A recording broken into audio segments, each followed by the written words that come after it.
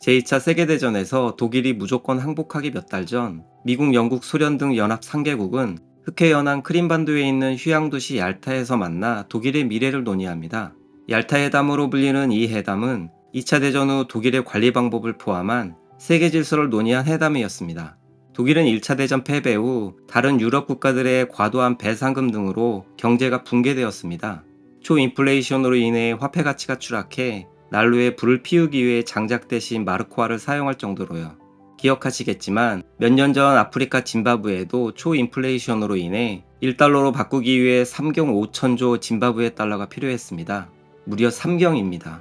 이 정도면 돈이 아닌 거죠. 그때의 독일도 비슷한 상황이었는데요. 하루에 물가가 2배로 뛰고 우표 한 장이 1000억 마르크, 빵 하나를 사기 위해 돈을 수레에 싣고 가야 할 정도였습니다.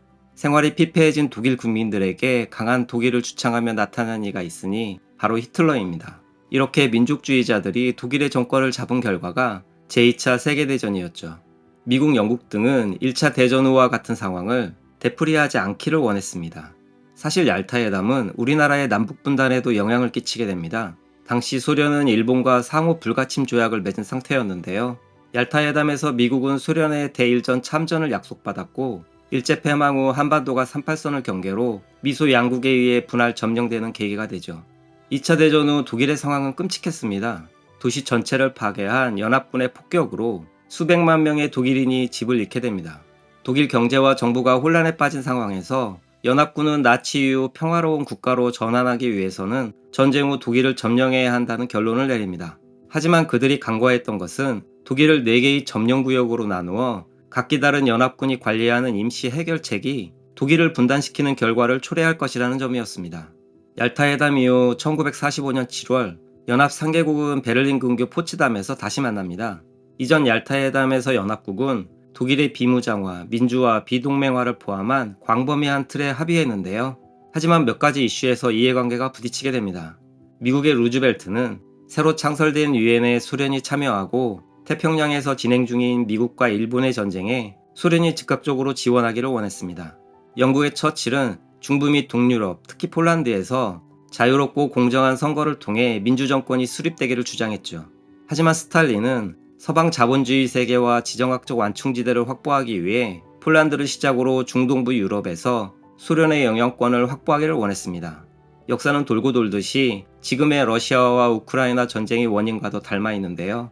이번 러시아 우크라이나 전쟁에 투입되었던 러시아 용병의 수장인 프리고진 사태에서도 보듯이 벨라루스는 러시아의 위성국가나 다름없습니다.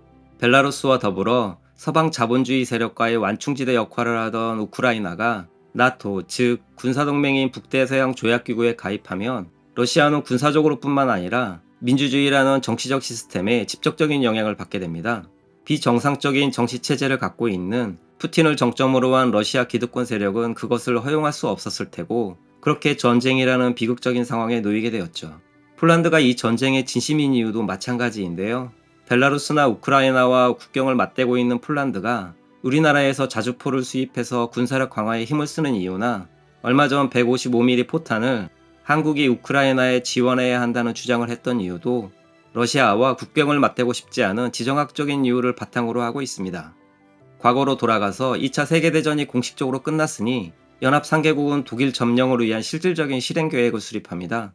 포츠담 회담으로 알려진 이 회담에서 연합군은 오스트리아에서 그랬던 것처럼 독일을 프랑스가 포함된 미소형 4개의 연합국이 4개의 점령구역으로 나누기로 결정합니다. 영국은 북서쪽, 프랑스는 남서쪽, 미국은 남동쪽에 배정되었는데요. 소련은 이미 독일 동부의 대부분을 점령하고 있었기 때문에 동부를 담당하게 됩니다. 문제는 베를린이었죠. 베를린은 소련이 점령한 지역인 독일 동부 지역에 위치해 있습니다. 지금도 그렇지만 베를린은 독일의 정치적, 문화적 수도이자 가장 중요한 도시입니다. 미국은 베를린의 중요성 때문에 베를린을 공동으로 관리해야 한다고 생각했는데요. 스탈린은 미국이 점령한 영토 일부를 양보받는 대신 베를린을 반으로 분할하여 소련이 수도의 동쪽 지역을, 미국이 서쪽 지역을 점령하는 데 동의합니다. 그 후 미국은 베를린 서부를 영국과 프랑스 지역으로 분할했고 베를린은 연합군이 점령한 독일 전체와는 별도로 통치됩니다. 포츠담 회담에서 연합국들은 통제위원회라는 중앙기관이 공동 지시를 내리면 각 연합국이 점령구역의 하위 수준에서 이를 시행하는 방안이 논의되었는데요. 하지만 악마는 디테일에 있듯이 점령이 오래 지속될수록 이것이 실행 가능하지 않다는 것이 분명해집니다. 2차 대전 당시 독일과 소련 사이에 발발한 전쟁은 인류 역사상 최대 규모의 단일 전쟁이었습니다.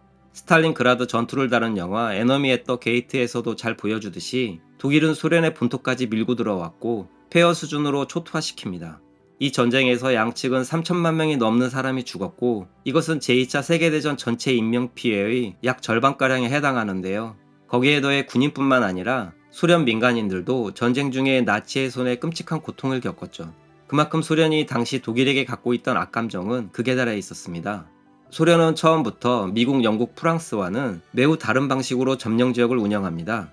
예를 들어 연합국 공동지시를 이행할 때 소련군은 나치 관리들을 체포했을 뿐만 아니라 독일의 지주들을 모두 나치라고 간주했습니다. 그래서 그들의 땅을 몰수했죠. 각 점령 지역에서 자유롭고 민주적인 선거를 실시하라는 공동 지침도 마찬가지였는데요. 표면적으로 소련은 해당 지역에서 정당 설립을 허용했지만 곧바로 모든 정당을 모스크바가 통제하는 공산주의 연합 아래에 통합되도록 강요했습니다. 연합국 간의 가장 큰 균열은 전쟁 배상금 문제에서 터집니다. 1차 대전 후 독일 경제가 붕괴된 이유 중 하나는 베르사유 조약에 따라 수십억 달러의 배상금을 지불해야 했기 때문입니다. 미국, 영국, 프랑스는 이런 실수를 피하고 싶었지만 2차 대전 중 독일에 의해 자국 경제가 큰 피해를 받은 소련은 독일이 배상금을 지불하기를 원했습니다. 여기에 더해 종전 1년 후 루마니아, 불가리아, 유고슬라비아, 알바니아에 공산주의 정권을 수립하는데 소련이 도움을 주면서 연합국 간의 긴장은 더욱 고조되는데요. 윈스턴 처칠은 소련 공산주의의 위협을 유럽 대륙을 가로지르는 철의 장막으로 묘사하며 냉전의 시작을 알렸습니다. 이렇게 서방 세력과 소련 간의 협력 가능성은 빠르게 사라져갑니다. 1947년 영국과 미국은 지역 간 경제 협력을 증진하기 위해 두 점령 지역을 통합하기로 결정합니다. 그리고 인플레이션을 잡기 위해 도이치마르크 화폐 개혁을 단행하여 미국, 영국, 프랑스 점령 지역에 유통시키려고 하죠. 위기감을 느낀 소련은 항공을 제외한 도로, 기차, 배 등을 통해 서베를린으로 가는 모든 통로를 차단합니다. 보다시피 베를린은 소련 영토 안에 있는 작은 섬이나 마찬가지였습니다. 서방연합군은 항공을 통한 공수작전으로 서베를린의 식량과 연료를 투하하는 방법으로 베를린 봉쇄를 깨버리는데요. 같은 해 미국과 영국은 프랑스 점령지까지 합병하여 서독을 탄생시킵니다. 소련은 어쩔 수 없이 베를린 봉쇄를 풀지만 대신 1961년 8월 동베를린에 수 킬로미터의 철조망을 설치합니다. 이 철조망은 베를린 장벽이라 불리게 되는 처음이었는데요. 나중에 장벽의 길이는 156.4km에 달했고 독일은 28년간 서독과 동독으로 분단된 나라가 됩니다. 2차 세계대전이 연합군의 승리로 끝났지만 그들의 피해 또한 엄청났습니다. 1차 세계대전이 끝났을 때만 해도 일상으로 돌아가는 것을 고려할 수 있었습니다. 하지만 1945년은 제로 원년이라고 불릴 정도로 상황이 매우 달랐는데요.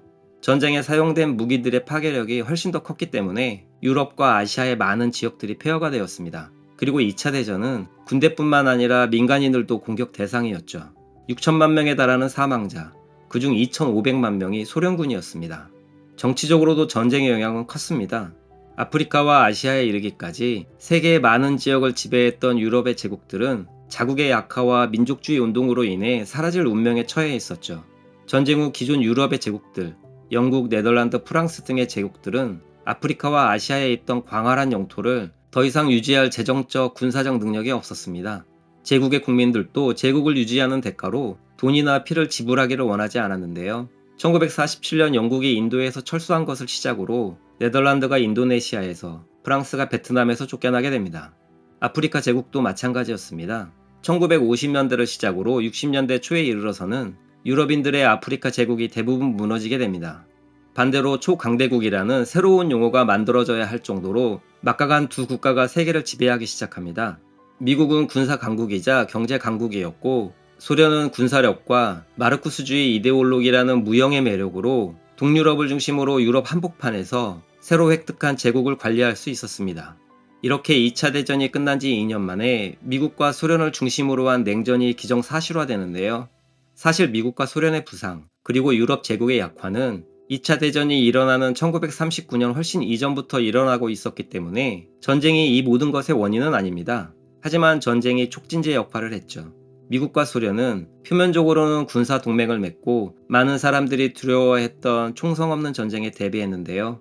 미국이 1945년에 일본에 투하했던 원자폭탄을 1949년 소련도 실험에 성공하면서 그 분야에서는 미국과 동등한 지위를 확보합니다.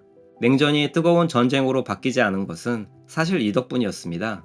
원자폭탄이라는 무시무시한 새로운 무기는 잘못하면 모두 죽을 수도 있다는 상호 확증 파괴라 불리는 대치 상황을 만들게 되죠. 이렇게 미국과 소련을 중심으로 한 냉전 시대는 1991년 소련이 해체되기까지 45년간 지속됩니다. 우리나라도 냉전 시대의 한복판에서 굴곡의 시간을 보내는데요. 6.25 전쟁, 남북분단, 반공이라는 이데올로기 갈등, 그리고 그 갈등은 현재까지도 지속되는 모양새입니다. 오늘 영상은 여기까지입니다.